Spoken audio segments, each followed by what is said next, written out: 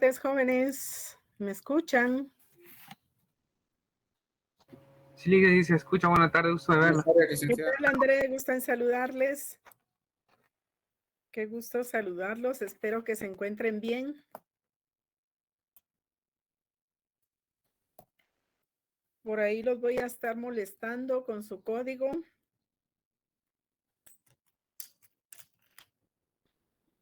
Me avisan cuando ya lo tengan. Su cuaderno de notas.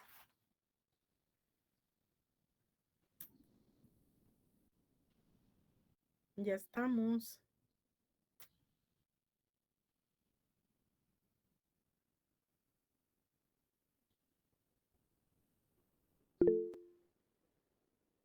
Muy bien, María Fernanda.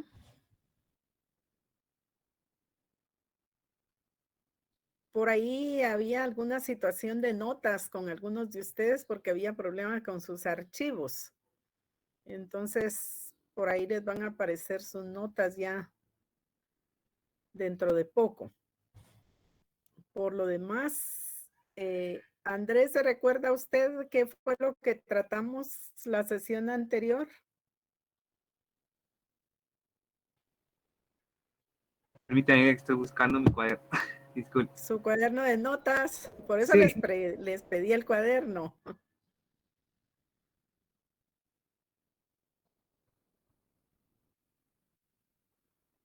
Teodoro, ¿se recuerda usted en lo que encuentra sus notas, André?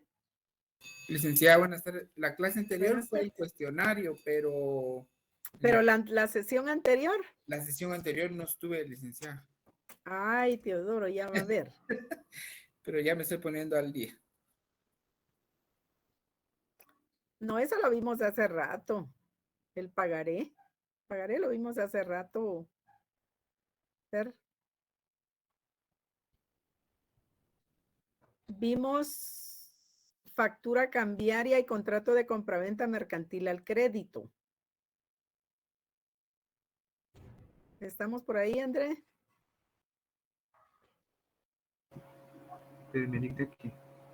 Aquí tengo un desorden yo. Como de costumbre, usted. Por ahí vamos a ver dónde está nuestro código.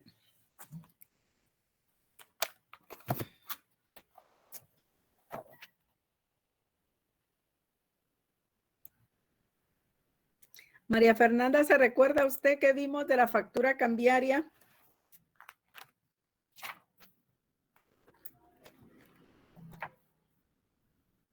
¿Qué dijimos de la factura cambiaria? Que era un título de crédito cuyo origen se le asigna al área latinoamericana y que era como título típico. Vimos según lo que decía Carlos Kerskovich y Silvio Lizoprausky y cierta definición del Código de Comercio, los elementos personales que eran esenciales y secundarios, las características, los plazos en la factura cambiaria y muchos artículos. Muy bien, María Fernanda. También está el artículo 591, que lo leímos en clase con respecto a lo que la compañera mencionó ahorita. Muy bien, ¿qué tal, Juan Luis? Qué gusto saludarlo. Los requisitos, ¿verdad, André? Sí, Vimos la factura cambiaria. De la factura cambiaria dijimos que es un título de crédito representativo de mercaderías que se relaciona. Hola, Iván, qué bueno saludarle. ¿De dónde se nos está conectando? Gracias, licenciada. Buenas tardes. Pues ahorita de mi casa. Hoy sí estoy qué de bueno. descanso. Qué bueno. Entonces aproveche. Sí, gracias, Encontramos licenciada. la factura cambiaria, dijimos que se relaciona en forma directa, André, lo estaba diciendo usted por ahí, con el contrato de compraventa mercantil al crédito. Encontramos entonces que nos vamos al libro cuarto y tenemos ahí el contrato de compraventa mercantil. Es el primer contrato que nosotros encontramos de los contratos mercantiles en particular. ¿Alguien ya lo ubicó?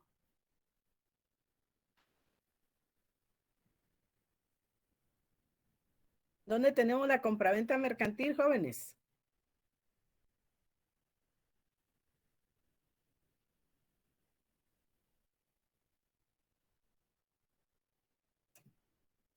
Está en el artículo 695, licenciado. El 695 que establece la compraventa mercantil y ahí tenemos venta contra documentos. Encontramos que dentro de esas compraventas pues vamos a tener la compraventa mercantil al crédito. Esa compraventa mercantil al crédito es la que provoca la creación de la factura cambiaria.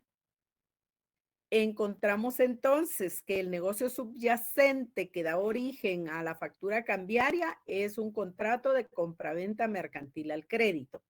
Vean ustedes, encontramos ahí que hay modalidades de la compraventa mercantil y podemos mencionar en el 697 para que ustedes lo vayan ubicando. Tenemos en la modalidad de compraventa libre a bordo FOB. El FOB, el FAS, el CIF y el CF son Incoterms. Incoterms son términos internacionales de comercio internacional. Ahí se entiende bien eso porque son los términos. Estamos en el 697. Encontramos, sí, está bien. Encontramos entonces que tenemos compraventa de mercancías, pero esas mercancías pueden estar en tránsito, pueden ser objeto de transportación de un lugar a otro. Entonces encontramos que si hay esas mercaderías en la compraventa mercantil, pues hay una compraventa que está contenida en la factura cambiaria. Encontramos que esa compraventa puede ser contra documentos, puede ser de cosas en tránsito, que es lo que nos interesa para otros títulos de crédito. Y encontramos que hay modalidades de esa compraventa y de esa transportación que al final se hace de esos productos, de esas mercancías compradas. Entonces tenemos que hay esa compraventa libre a bordo FOB. ¿Qué significa la compraventa libre a bordo FOB? Pues que se va a entregar la mercadería a bordo del buque, adentro del buque, o del vehículo que va a transportar las mercaderías. Y cuando están colocadas a bordo del buque, adentro del vehículo, entonces hay la responsabilidad trasladada del vendedor al comprador. Esa es la variante. Encontramos también, si ustedes ven el 698, que está la compraventa mercantil y es que debe colocarse la mercadería a un costado del buque. Por eso dice FAS. Al estar colocada a un costado del vehículo que va a hacer la transportación de esas mercaderías, pues entonces esas mercaderías que están a ese costado van a transferirse en sus riesgos. ¿De quién se transfiere el riesgo? Del vendedor al comprador. Vean, el anterior debe estar adentro del vehículo de transportación para que el riesgo se traslade al comprador. En la compraventa a un costado del buque, FAS, deben estar a un costado de ese vehículo que va a transportarlas, a un costado del avión, a un costado del tráiler, a un costado del buque, para que se traslade el riesgo de la compraventa de vendedor a comprador. Tenemos en el 699 la compraventa de costo, seguro y flete. ¿Qué quiere decir eso? Que incluye el costo de las mercaderías, incluye el seguro de las mercaderías, es decir, se celebra otro, se autoriza otro contrato y entonces las mercaderías están aseguradas. Y finalmente se paga el transporte, ese es el flete, se paga el transporte de esas mercaderías. Al recibir finalmente el destinatario o el comprador o propietario de las mercaderías, si está conforme con lo que recibió, hasta ahí se traslada el riesgo. Por eso decimos, es la compraventa, costo, seguro y flete, CIF. Costo, seguro y flete. Son términos en inglés, por eso es de que son otras letras que aparecen ahí, el CIF. Cost, insurance, que es el seguro, y flete, que es el flete. Entonces encontramos ahí que está la compraventa, costo, seguro y flete, o los transportistas siempre están hablando de la compraventa CIF. Vamos a transportar mercaderías en forma CIF. ¿Qué quiere decir eso? Que el vendedor asumió la responsabilidad de pagar el costo de las mercaderías. Están aseguradas esas mercaderías, se autorizó un contrato de seguro por ellas y finalmente tenemos el flete, o sea, la transportación de las mercaderías hasta su destino final, que es donde las va a recibir el comprador.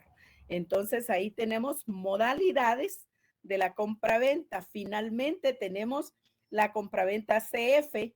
¿Qué quiere decir la compraventa CF? Pues quiere decir que se hizo responsable el vendedor del costo y el flete, pero ya no van aseguradas. Y eso fue lo que admitió en la contratación el comprador.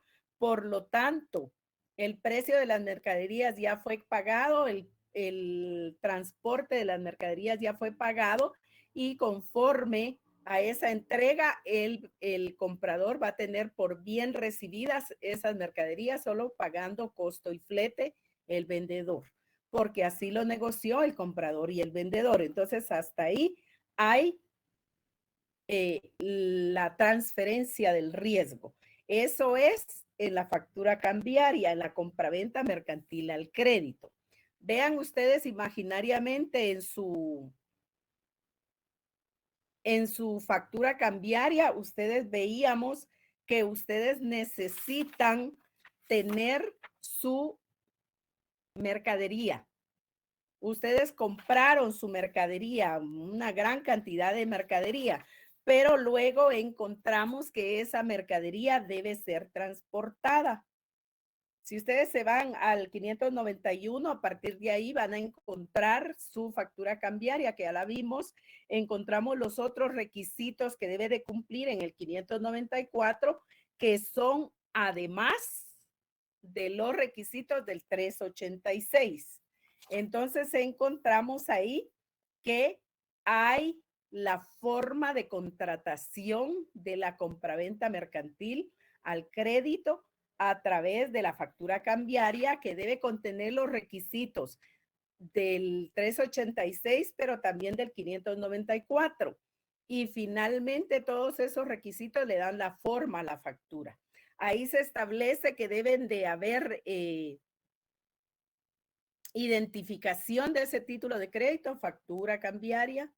Debe existir las unidades con su costo, con su precio unitario de las mercaderías y el precio total de las mercaderías también. Encontramos entonces que esas mercaderías, les decía, deben de ser transportadas de un lugar a otro luego que se realizó la compraventa. Entonces, vamos a ver que hay transportación de mercaderías y entonces encontramos que hay otro título de crédito que podemos observar cuando nosotros encontramos esa adquisición de mercaderías que deben ser trasladadas de un lugar a otro. Y entonces encontramos ahí la posibilidad de otro título de crédito que nazca a la vida jurídica, pero que se va a relacionar directamente con contratos, porque ya dijimos que los títulos de crédito representativos de mercaderías se relacionan con títulos de crédito. se relacionan con títulos de crédito. Entonces tenemos que, para poder tener la posibilidad de otro título de crédito que nace como consecuencia de la transportación de mercaderías, entonces nos aparece la carta de porte o el conocimiento de embarque. Alguien que nos ubique dónde está la carta de porte o conocimiento de embarque y lo leemos.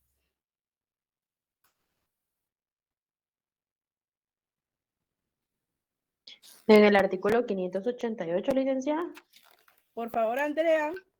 Rutas permanentes. Los porteadores o fletantes que exploten rutas de transporte permanentes bajo concesión, autorización o permiso estatal podrán expedir a los cargadores cargas de porte o conocimientos de embarque que tendrán el carácter de títulos representativos de las mercaderías objeto de transporte.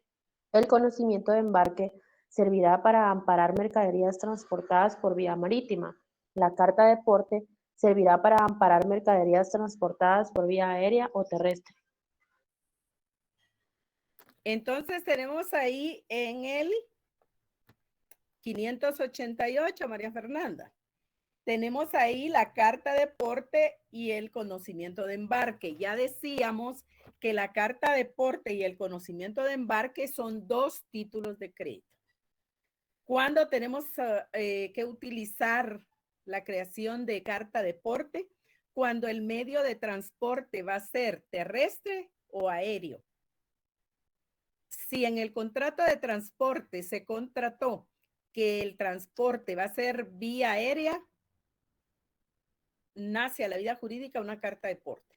Si el contrato de transporte establece que la transportación va a ser vía terrestre, nace la carta de porte.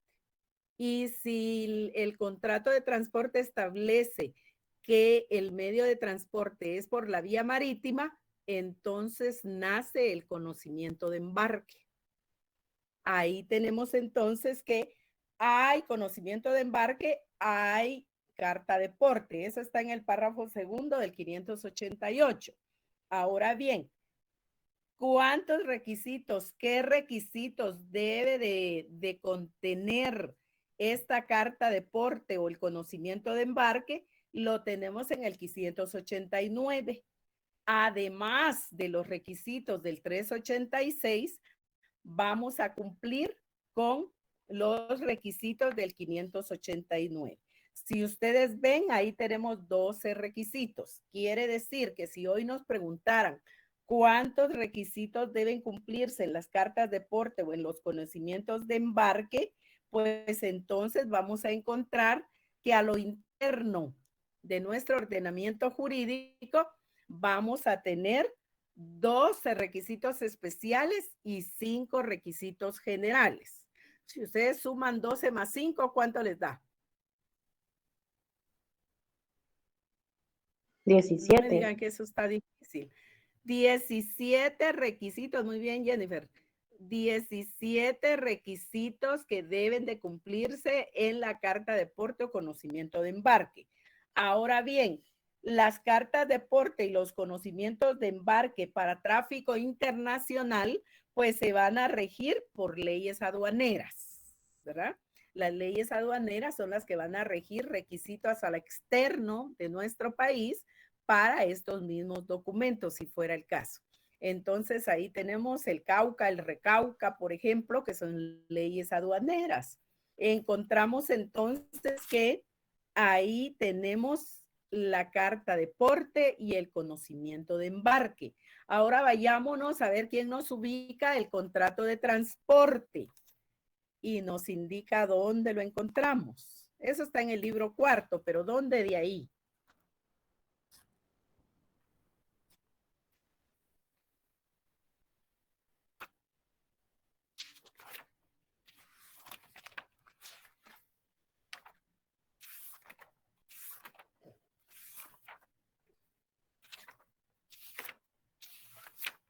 ¿Alguien ya nos encontró el contrato de transporte?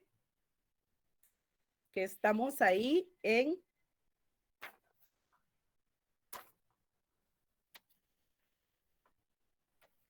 contratos.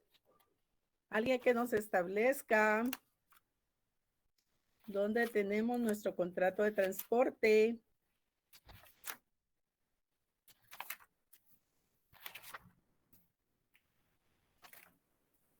Por favor, alguien que lo lea.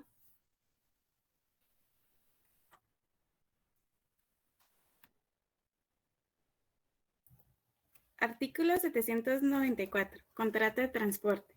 Por el contrato de transporte, el porteador se obliga, por cierto precio, a conducir de un lugar a otro pasajeros o mercaderías ajenas que deberán ser entregadas al consignatario.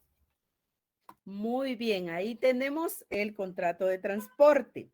Encontramos que el transporte va a ser por tierra, por aire o por mar, ¿verdad?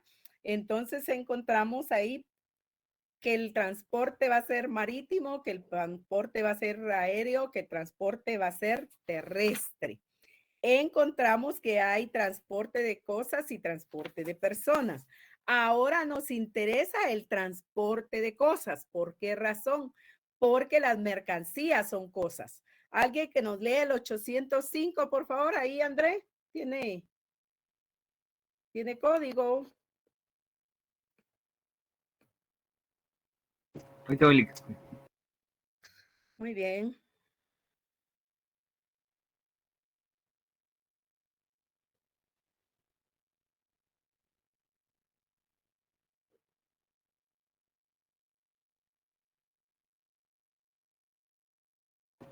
Artículo 805.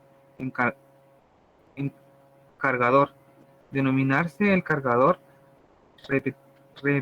remitente o consignante al que por cuenta propia o ajena encargado al portador la conducción de mercaderías. El cargador, junto con los efectos que sea objeto del contrato, deberá entregar la porteador los documentos que necesarios para el tránsito de la carga. Está obligado al mismo a indicar el portador de la dirección del consignatario, el lugar de la entrega y el número, peso, forma de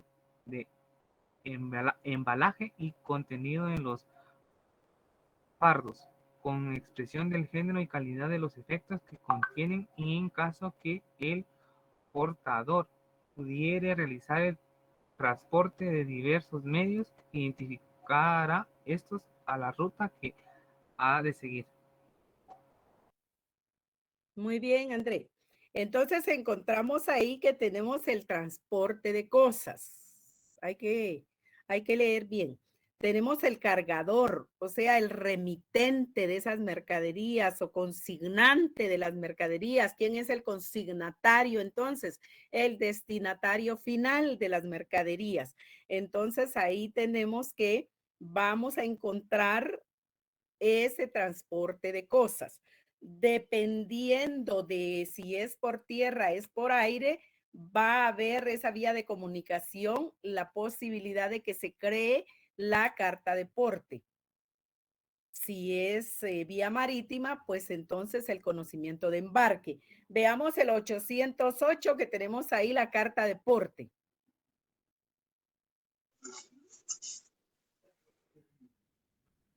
A ver, Zulema. Hola, buenas noches. Artículo Buenas 808. tardes. Buenas tardes, perdón. Carta de porte. El porteador deberá expedir un comprobante de haber recibido la carga, que entregará al cargador. O, si éste lo exige, una carta de porte o conocimiento de embarque. En todo caso, el porteador estará facultado para exigir la apertura y reconocimiento de los bultos en el acto de su entrega.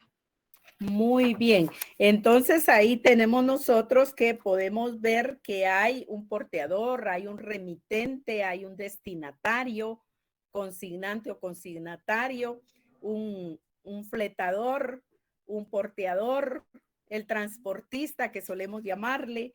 Entonces ahí encontramos ese contrato de transporte de cosas. Encontramos a su vez que del contrato de transporte de cosas es que deviene la creación del conocimiento de embarque. Es el conocimiento de embarque, ese título de crédito contentivo de un contrato de transporte de cosas vía marítima. Entonces, ahí tenemos los conocimientos de embarque, que siempre van a ser eso, siempre van a ser ese contrato de transporte de cosas vía marítima, el que va a dar lugar a la creación de ese conocimiento de embarque. Encontramos entonces que si vamos a estar frente al conocimiento de embarque, pues es simple y sencillamente porque vamos a tener ese título de crédito, que ese documento que nos va a establecer que hay incorporado en el título de crédito un contrato de transporte de cosas vía marítima, que van a ser transportadas vía marítima. El contenido de estas mercaderías en tránsito, pues va a estar en todas las condiciones y detalles establecidas en el contrato de transporte de mercancías por vía marítima. Encontramos en virtud de esto que va a haber ahí una sociedad naviera, o va a ser el operador que se obliga en este contrato de transporte de mercancías con el propietario de las mercancías a trasladarlas de un lugar a otro. A eso se refiere el conocimiento de embarque, que va a ser trasladadas estas mercaderías vía marítima de un lugar a otro y van a ser entregadas al destinatario. Van a ser entregadas a ese propietario o consignatario que está en el destino final a donde tienen que llegar las mercaderías. Cuando nosotros estamos hablando de el conocimiento de embarque, encontramos que si no está este título, no se pueden retirar las mercaderías para llevarlas al destino que corresponde. Es decir, que se tienen que amparar. Los transportistas deben de trasladar las mercaderías de un lugar a otro, siempre llevando ese contrato de transporte de cosas, ya sea en un conocimiento de embarque o contenido en la carta de porte. Encontramos que para poder exigir esas mercaderías debemos estar amparados en esos títulos de crédito. Si no tenemos el conocimiento de embarque, pues igualmente no vamos a poder transportar las mercaderías de un lugar a otro vía marítima. Si no tenemos la carta de porte, pues igualmente no vamos a poder trasladar esas mercaderías que contiene esa carta de porte para que vayan las mercaderías en tránsito de un lugar a otro. Entonces es importante advertir que la carta de porte y el conocimiento de embarque son dos títulos de crédito que se relacionan de manera directa con el contrato de transporte de cosas. ¿Por qué hacemos énfasis en el transporte de cosas? Porque vamos a encontrar que hay también transporte de personas. Si ustedes se van en el transurbano, ese es un transporte de personas. Si ustedes se van en Litegua, es otro transporte de personas. Si ustedes se van en cualquier transporte urbano o extraurbano que transporte personas, pues va a haber un contrato de transporte de personas. Por eso hacemos el énfasis del contrato de transporte de cosas. Encontramos entonces que tanto el conocimiento de embarque como la carta de porte son dos títulos de crédito que se relacionan directamente con el contrato de transporte de cosas, de mercaderías en tránsito. Encontramos que este conocimiento de embarque contiene el contrato celebrado entre el remitente de las mercaderías y el propietario de esas mercaderías, o sea, el destinatario, o sea, el consignatario de esas mercaderías. ¿Para qué? para que se transporten de un lugar a otro vía marítima, si fuera la carta de porte, vía terrestre o vía aérea. Encontramos que, al igual que todos los títulos de crédito, la naturaleza del conocimiento de embarque y la naturaleza jurídica de la carta de porte es que son títulos de crédito y por lo tanto se consideran bienes muebles, representan mercaderías, por lo tanto se consideran cosas mercantiles. Entonces ahí tenemos su naturaleza jurídica. El conocimiento de embarque es un título de posesión. Hay que tenerlo para acreditar que efectivamente vía marítima va a haber una transportación de mercaderías. Es un título de disposición porque es un título de crédito contentivo de mercaderías, representa mercaderías, entonces en su transportación se puede disponer del contenido, se puede disponer de esa transportación. La respuesta es sí. Es un título de tradición también. ¿Por qué? Porque se va a hacer circular. Esas son características del conocimiento de embarque. Encontramos, les decía, que este documento acredita la propiedad de las mercaderías que van a estar siendo transportadas. Encontramos entonces que el conocimiento de embarque pues va a ser ese título de crédito que respalde, que soporte el contenido de las mercaderías que van a ser transportadas vía marítima. Si nosotros tenemos esa transportación más allá del territorio guatemalteco, pues igualmente, y les decía, tenemos que hacer acopio de normas aduaneras, en este caso, por ejemplo, el Recauca, en donde se va a establecer que este documento de transportación contiene un contrato celebrado entre el remitente y el porteador para transportar las mercaderías a un destinatario final y que estas pueden ser pues transportadas vía marítima. Obviamente este conocimiento de embarque pues es el que va a nacer a la vida jurídica si hay un contrato de transporte de cosas que van a ser transportadas vía marítima. Encontramos igualmente que los elementos personales de este contrato, les decía, es ese porteador o ese fletante, ese cargador que se va a encargar de ese contenido del contrato y finalmente el destinatario, que es la persona que va a recibir las mercaderías. Tenemos el consignante, o sea, el remitente, la persona que envía las mercaderías y finalmente el destinatario que las recibe en su destino final. Hay requisitos a cumplir, ya dijimos que los del 386 y los del 589, que al final nos dan ¿cuántos requisitos dijimos? 17, licenciada. 17, ¿verdad? Que está cenando, Renato. Entonces, 17 requisitos, 12 especiales y 5 generales nos dan 17.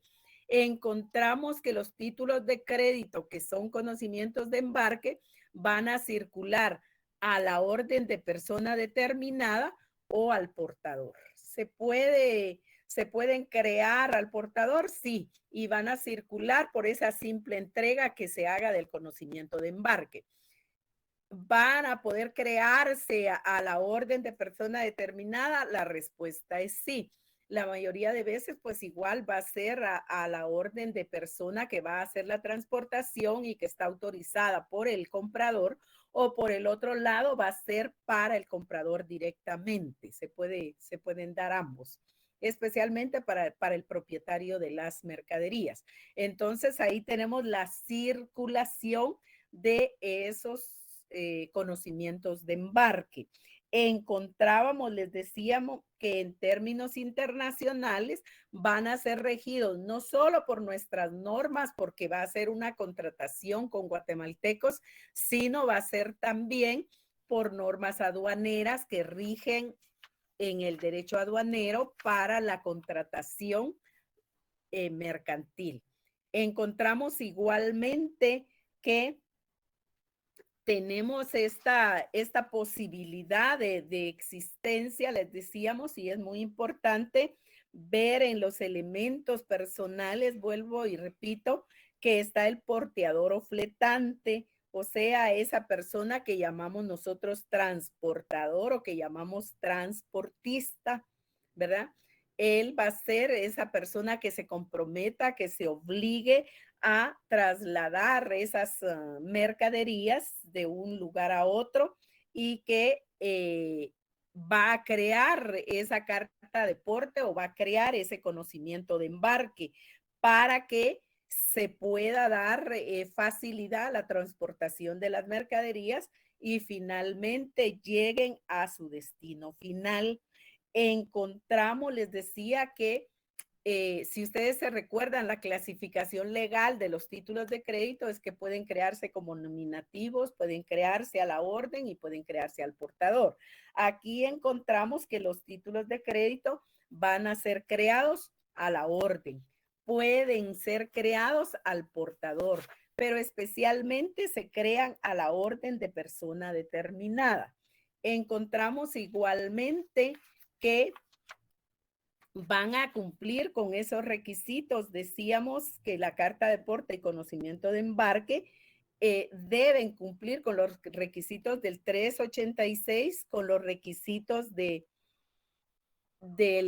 589 y que si estamos hablando del ámbito internacional, van a regirse también por leyes aduaneras. Es decir, tenemos el fundamento legal en el Código de Comercio, en el 386, tenemos fundamento específico en el Código de Comercio, en el 589, y finalmente tenemos las leyes aduaneras que van a regir también la transportación de las mercaderías en tránsito.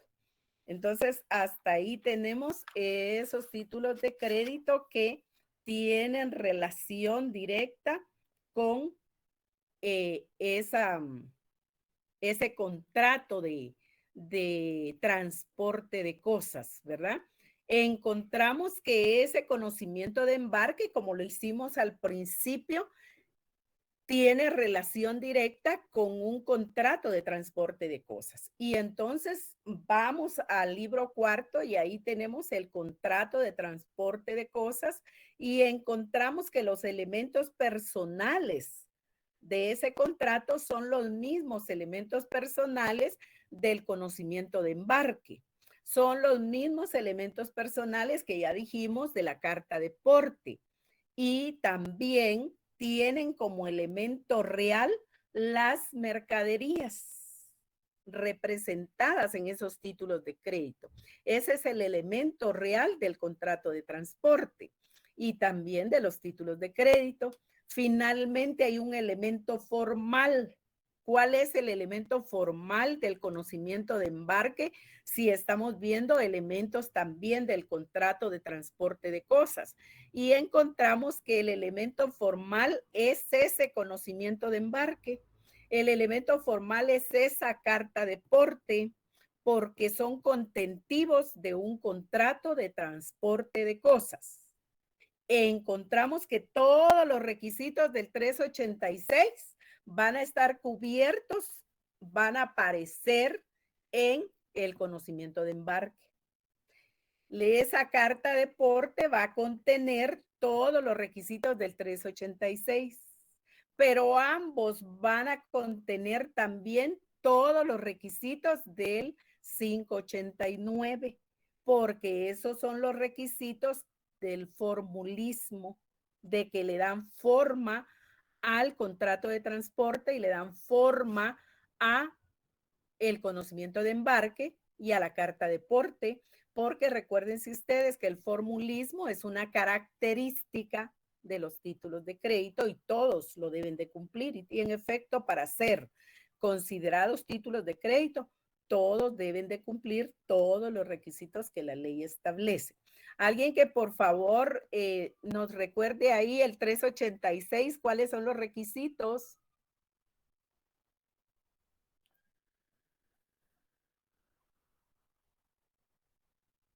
Serían, licenciada, 1, el nombre del título de que se trate; 2, la fecha y lugar de creación; 3, los derechos que el título incorpora; 4, el lugar y la fecha de cumplimiento de ejercicio de tales derechos; y 5, la firma de quien lo crea. En los títulos en serie podrán estamparse firmas por cualquier sistema controlado y deberán llevar por lo menos una firma autógrafa.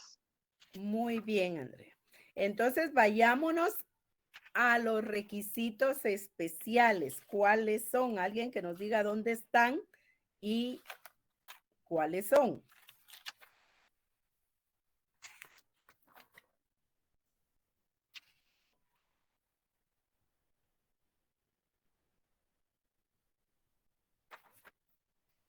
Serían los consignados en el artículo 589, licenciada. Leámonos. Otros requisitos, además de lo dispuesto por el artículo 386 de este código, la carta de porte o conocimiento de embarque deberán contener: 1, el nombre de carta de porte o conocimiento de embarque; 2, el nombre y el domicilio del transportador; 3, el nombre y el domicilio del cargador; 4, el nombre y el domicilio de la persona a cuya orden se expide o la indicación de ser el título del portador; 5, el número de orden que corresponde al título; 6, la descripción pormenorizada de las mercaderías que habrán de transportarse; 7, la indicación de los fletes y demás gastos del transporte, de las tarifas aplicables y la de haber sido pagados los fletes o ser estos por cobrar; 8, la mención de los lugares y fechas de salida y de destino; 9, la indicación del medio de transporte; 10, si el transporte fuera por vehículo determinado, los datos necesarios para su identificación; 11, las bases para determinar el monto de las responsabilidades del transportador en casos de pérdidas o averías; 12, cualesquiera otras condiciones o pactos que acorden los contratantes. Las cartas de porte y conocimiento de embarque para tráfico internacional se regirán por las leyes aduaneras. Muy bien, Andrea. Entonces, hasta ahí tenemos 5 requisitos generales y 12 requisitos especiales. Pero en un momento determinado podemos tener otros requisitos. ¿Alguien que nos lea por ahí los otros requisitos que establece la ley? Lo leo yo, licenciada. Por favor, Eddie. Artículo 590. Otros requisitos. Si mediare un lapso entre el recibo de las mercaderías y su embarque, el título debe contener, además, primero, la mención de ser recibido para embarque. Segundo, la indicación del lugar donde habrá de guardarse las mercaderías mientras el embarque se realiza. Tercero, el plazo fijado para el embarque. Muy bien, Eddie, gracias. Entonces, vean ustedes, tenemos 5 requisitos generales en el 386. Tenemos 12 requisitos especiales en el 589. Y en el caso de que las mercaderías no fueran a transportarse de inmediato, tenemos 3 requisitos más en el 590. Es decir, que en algunos casos el conocimiento de embarque o la carta de porte van a contener 17 requisitos. Y en casos especiales que la mercadería no se va de inmediato a ser transportada, vamos a tener 20 requisitos. Así es que creo yo que tienen buena cantidad de requisitos para estudiar. Encontramos entonces ahí el conocimiento de embarque. Encontramos también la carta de porte, ¿verdad? Los 2 títulos de crédito se van a relacionar con las mercaderías, porque la carta de porte, como decíamos, nace de un contrato de transporte de cosas que van a ser transportadas, ya sea vía aérea, ya sea vía terrestre. Encontramos entonces que de esa manera van a llegar a su lugar de destino y que esas mercaderías son representadas al momento de la contratación por esos títulos de crédito, porque tanto la carta de porte contiene un contrato de transporte de cosas como el conocimiento de embarque contiene un contrato de transporte de cosas. La diferencia es que va a existir, van a hacer de ese contrato de transporte de cosas una carta de porte cuando la vía de comunicación que se va a utilizar para la transportación de las mercaderías sea terrestre o sea aérea. Y vamos a estar frente a un contrato de transporte de cosas en un conocimiento de embarque, incorporadas en un conocimiento de embarque, cuando la transportación de esas mercaderías sea por vía marítima. Esa es la gran diferencia en saber que ustedes como juristas deben de indicarle a sus clientes qué título de crédito van a crear de acuerdo al contrato de transporte de cosas. Si la vía es marítima, deberán asesorarle que necesita un conocimiento de embarque. Y si la vía es terrestre, una carta de porte. Y si la vía es aérea, nace a la vida jurídica una carta de porte. Entonces ahí tenemos los dos títulos de crédito que se relacionan directamente con el contrato de transporte de cosas. Encontramos a su vez que esas mercaderías transportadas de un lugar a otro es necesario que las vayamos a depositar porque son muchas sus mercaderías transportadas, entonces la vamos a depositar en un almacén general de depósito. Y encontramos que hay títulos de crédito que crean los almacenes generales de depósito. La pregunta es, ¿qué títulos de crédito está autorizado un almacén general de depósito para poderlos crear?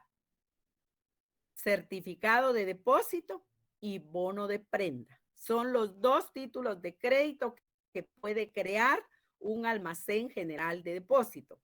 Ahora yo les pregunto, ¿qué son los almacenes generales de depósito? Eso lo tuvieron que haber visto ustedes en Mercantil 1. ¿Qué me pueden decir de los almacenes generales de depósito?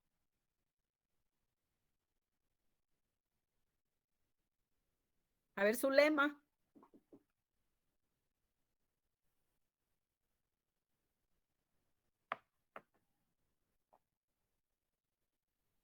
¿No está su lema?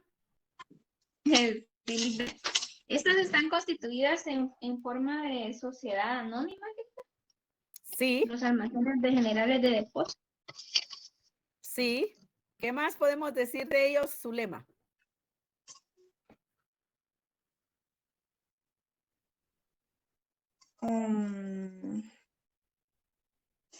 Que versan de mercancías y productos individualmente especificados. Por ahí Victoria nos decía que son los que comúnmente nosotros conocemos con el nombre comercial de almacenadoras. Eso también es cierto. Encontramos que los almacenes generales de depósito están haciendo quedar mal a sus profesores de Mercantil 1, ustedes. Son instituciones auxiliares de crédito, muy bien. Tienen por objeto almacenamiento y conservación. El objeto es, sí, Eddie. A mi punto de vista, licenciada, los almacenes generales de depósitos son bodegas donde almacenan mercaderías para pignorar por medio de un préstamo o o actualmente pues han funcionado con la Superintendencia de Administración Tributaria para hacer almacenes fiscales de mercaderías en tránsito. Muy bien, Eddie. Muy bien. ¿Quién le dio Mercantil 1 a usted? Ay, me lo dio la licenciada Marielos Castillo, pero además yo trabajé muchos años en Alcersa. Ah, ¿con qué razón? Eso es lo que más ubicaba. Encontramos, tiene razón, Eddie. Encontramos que los almacenes generales cuando estamos, sí, Mario Arturo, cuando estamos hablando, como decía Eddie, de los almacenes fiscales, sí, ahí se pueden pagar impuestos. ¿De qué? De las mercaderías ahí depositadas.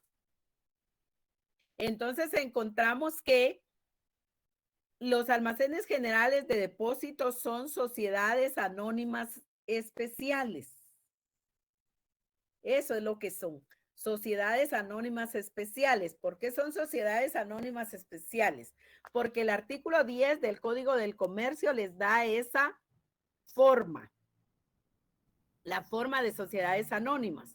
Ahora son sociedades anónimas especiales porque se rigen por el Código de Comercio y su ley especial. ¿Cuál es esa ley especial? Edith sabe cuál es. No me recuerdo del decreto, licenciada, pero sí hay un decreto para almacenes generales de depósito. Así se llama. Ley de Almacenes Generales de Depósito. 1746, muy bien. Ley de Almacenes. El decreto 289. No. El de Maquilas. Ah, no, Se me cruzó la ley de Maquilas, cabal, ahorita, que también tiene que ver con los almacenes generales de depósito. Sí, no esa es otra. Esa es otra. El 89, 2989. Encontramos que está regulada la sociedad anónima especial por el Código de Comercio. También por la Ley de Almacenes Generales de Depósito. Esa es su ley especial. Entonces, eso la hace especial, que se rige por el Código de Comercio, pero además de eso, también por la Ley de Almacenes Generales de Depósito. Encontramos que también es especial porque debe cumplir con requisitos especiales. ¿Cuáles? Encontramos que debe ser autorizada por la Junta Monetaria previo dictamen de la Superintendencia de Bancos. ¿Dónde está eso? En la Ley de Almacenes Generales de Depósito. Encontramos que es especial también por una tercera razón. Su objeto es especial. ¿Cuál es el objeto de los almacenes generales de depósito? El depósito, la conservación, la custodia y el cuidado con celo de las mercaderías ahí depositadas. Eso lo encuentran ustedes, artículo 1 y artículo 2 del Código de la Ley de Almacenes Generales de Depósito. Encontramos entonces que los almacenes generales de depósito son una institución de derecho privado que presta esos servicios y que, como bien decía Eddie, pueden ser almacenes generales de depósito fiscales y almacenes generales de depósito no fiscales. Estamos frente a un almacén general de depósito fiscal cuando está autorizado por la Superintendencia de Administración Tributaria para que ahí se paguen los impuestos a que están afectadas las mercaderías que fueron depositadas en ese almacén general de depósito. Entonces, ahí estamos frente a un almacén general de depósito fiscal.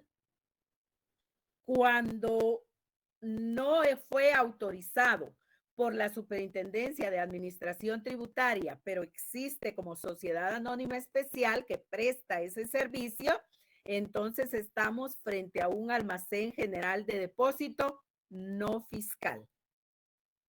Entonces tenemos almacenes fiscales y almacenes no fiscales. Los fiscales, aparte de todas las autorizaciones de la Junta Monetaria, del previo dictamen de la Superintendencia de Bancos, de registro en el registro mercantil, etcétera, también las autoriza la Superintendencia de Administración Tributaria para que sean almacenes fiscales. Ahora, los que no son almacenes fiscales es porque no están autorizados por la Junta Monetaria, por la Superintendencia de Administración Tributaria para ser almacenes fiscales. Entonces, ahí tenemos los almacenes fiscales y los almacenes no fiscales. Vemos ahí que los almacenes generales de depósito son las instituciones que están autorizadas para crear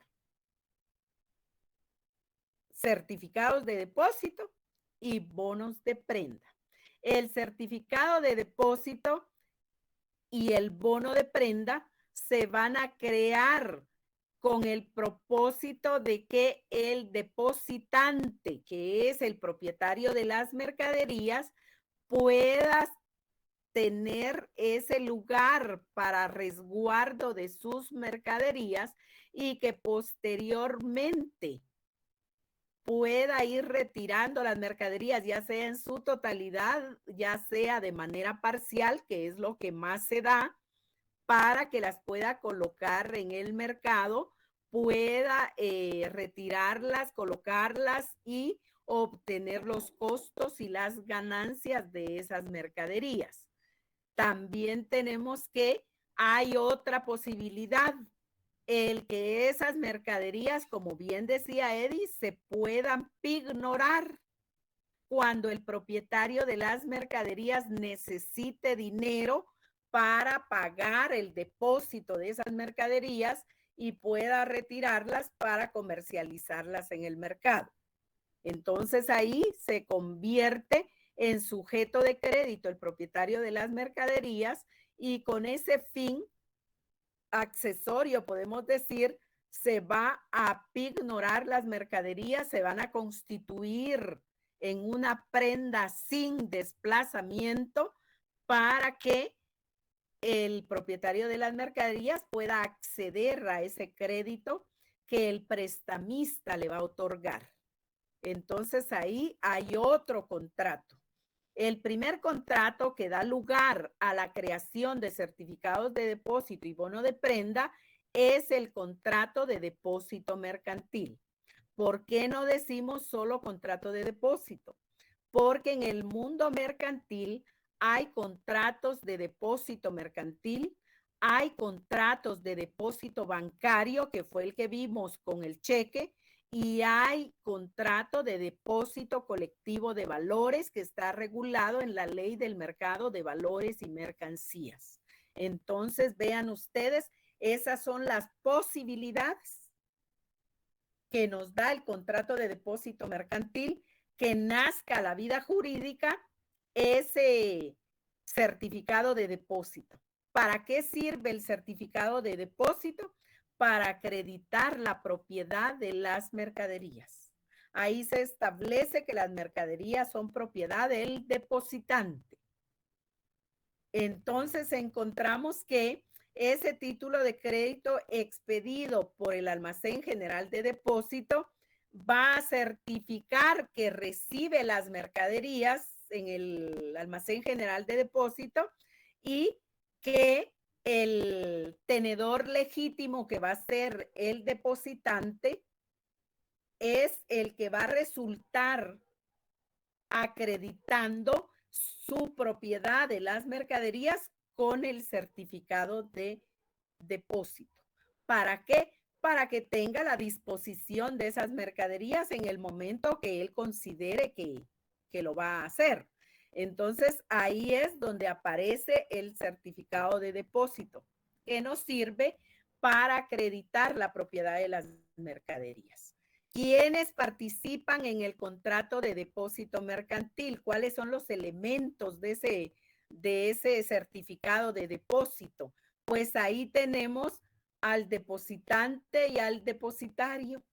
Ahí tenemos el elemento real, que son las mercaderías, y el elemento formal, que es ese certificado de depósito que va a acreditar la propiedad de las mercaderías. ¿Quién es el depositario? El almacén general de depósito. ¿Quién es el depositante? El propietario de las mercaderías. Tenemos los elementos personales. ¿Cuál es el elemento real de ese certificado de depósito y de ese contrato de depósito mercantil? Pues es ese conjunto de mercaderías.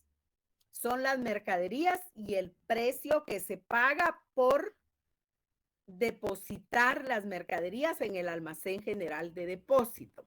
Esa creación y esa circulación de del certificado de depósito y bono de prenda lo va a hacer el depositario, o sea, el almacén general de depósito va a crear el certificado de depósito y va a crear el bono de prenda conforme está establecido en la Ley de Almacenes Generales de Depósito y en su reglamento.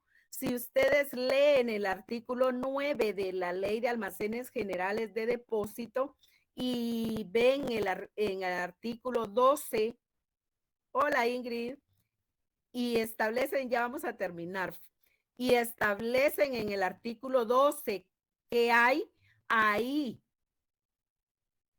además del 386, el 9 de la Ley de Almacenes Generales de Depósito y el 12 de su reglamento, nos da todos los requisitos, que son bastantes, por supuesto, para la creación del certificado de depósito. Encontramos entonces que esa ley de circulación nos indica que los títulos contenidos como certificados de depósito van a crearse como títulos de crédito nominativos. Es decir, el depositario tiene un registro, tiene un libro, tiene un talonario de títulos de crédito que se llaman certificados de depósito y bonos de prenda, y en ese libro de registros, en ese contenido de registros, va a establecer de quién es el certificado de depósito, las mercaderías de quién acredita ese certificado de depósito, pero ya vieron, nace como consecuencia del contrato de depósito mercantil. Encontramos que está el certificado de depósito ya creado y tiene relación directa con el contrato de depósito mercantil. El certificado de depósito es un título principal. El bono de prenda es un título de crédito accesorio. Es decir, que para que nazca el certificado de depósito solo se necesita que haya un contrato de depósito mercantil, pero para que nazca un certificado, un bono de prenda, se necesita que exista ya un certificado de depósito. Si no hay certificado de depósito, no puede crearse bono de prenda, pero sí puede crearse certificado de depósito y no necesariamente que se necesite crear bono de prenda.